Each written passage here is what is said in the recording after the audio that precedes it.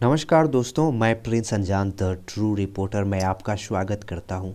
दोस्तों, आज की इस वीडियो में हम सार्क के बारे में जानेंगे। SAARC South Asian Association for Regional Cooperation, जिसे हिंदी में दक्षेस भी कहते हैं, दक्षिण एशियाई क्षेत्रीय सहयोग संगठन। इसका मुख्यालय हेडक्वार्टर वर्तमान में नेपाल की राजधानी काठमांडू में है और इनका स्थापना किया गया था 8 दिसंबर 1985 में बांग्लादेश की राजधानी ढाका में। अगर इनके सदस्य देश की बात करें तो जिस समय सार्क का निर्माण हुआ था उस समय इनके 7 सदस्य देश थे: भारत, पाकिस्तान, बांग्लादेश, श्रीलंका, नेपाल, भूटान। और 8वां सदस्य देश जो अफ़गानिस्तान है वो 2007 में इनका सदस्य बना था। अगर आप इस मैप को देखोगे तो ये मैप है सार्क देशों की। ये मालदीव्स हो गया जो कि कई सारे छोटे छोटे द्वीपों से मिलकर बना हुआ देश है। ये श्रीलंका हो गया, ये अपना प्यारा भारत, इधर हो गया बांग्लादेश, ये भूटान, नेपाल और अफ़गानिस्तान। फिर आती है सॉरी, ये तो पाकिस्तान हो गया और ये अफ़गानिस्तान। अफ़गानिस्तान जो सार्क का मेंबर बना था, इनके पीछे भी बड़ी इंटरेस्टिंग कहानी है, क्योंकि अफ़गानिस्तान को दक्षिण एशिया की जगह सेंट्रल एशियन जो कंट्री है उसके काफ़ी करीब माना जाता है।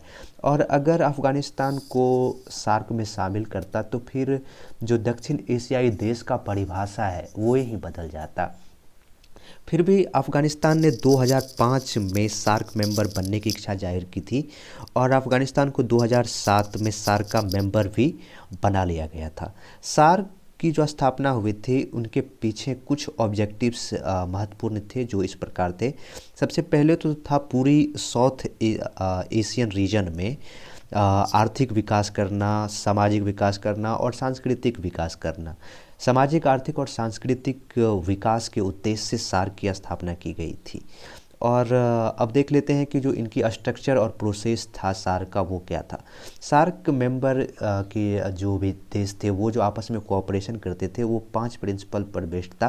पहला था सोवरन इक्वलिटी, एक दूसरे की संप्रभुता का सम्मान करना, एक दूसरे की अखंडता को बनाए रखना, एक दूसरे सदस्य देशों के जो आंतरिक मामले हैं उसमें किसी तरह की इंटरफेयर नहीं करना, और आपस में एक दूसरे की जो सहयोग है वो एक दूसरे की जो लाभ हो उस पे आधारित काम को बढ़ावा देना।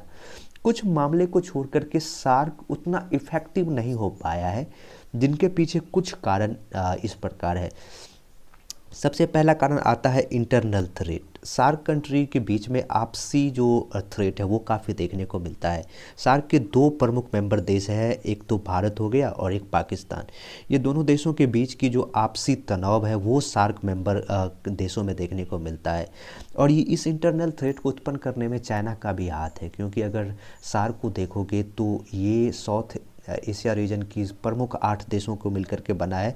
और ये अगर पूरी तरह से सफल हो जाता है तो फिर चाइना का दबदबा इस रीजन में कम हो जाएगा। दूसरा बात आता है इंडिया पाक इनर्शिया। अगर भारत और पाकिस्तान 2 बड़े देश हैं तो अगर इन दोनों देशों के बीच के रिश्ते अगर ख़राब होंगे तो सार्क पे भी देखने को मिलता है। जब 2016 में उड़ी अटैक हुआ था तो उसके बाद से आज तक एक भी सार्क देशों के बीच जो आपसी समिट होता था वो नहीं हो पाया है।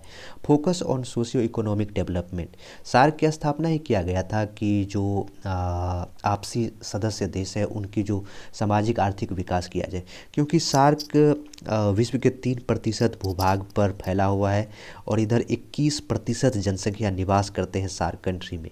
लेकिन अगर वर्ल्ड जीडीपी में सार्क की योगदान की बात करें तो वो केवल 4.71% ही है, जो कि बहुत ही कम है। और सार्क कंट्री की जो ह्यूमन डेवलपमेंट इंडेक्स में बात करोगे तो वो भी काफ़ी नीचे है और इनका रैंक बहुत ज़्यादा है। तीसरी बात आती है लेक ऑफ कनेक्टिविटी। उतना अधिक कनेक्टिविटी का भी विकास नहीं हो पाया है, चाहे वो सड़क हो या फिर और भी कई तरह की कनेक्टिविटी हो।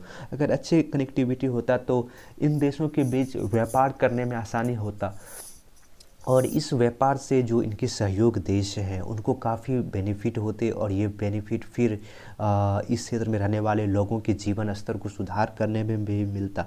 लेकिन उतना अधिक कनेक्टिविटी का विकास ही नहीं हो पाया है, जिनके कारण सार्क उतना इफ़ेक्टिव नहीं रह गया है। इस वीडियो में इतना ही। Thank you.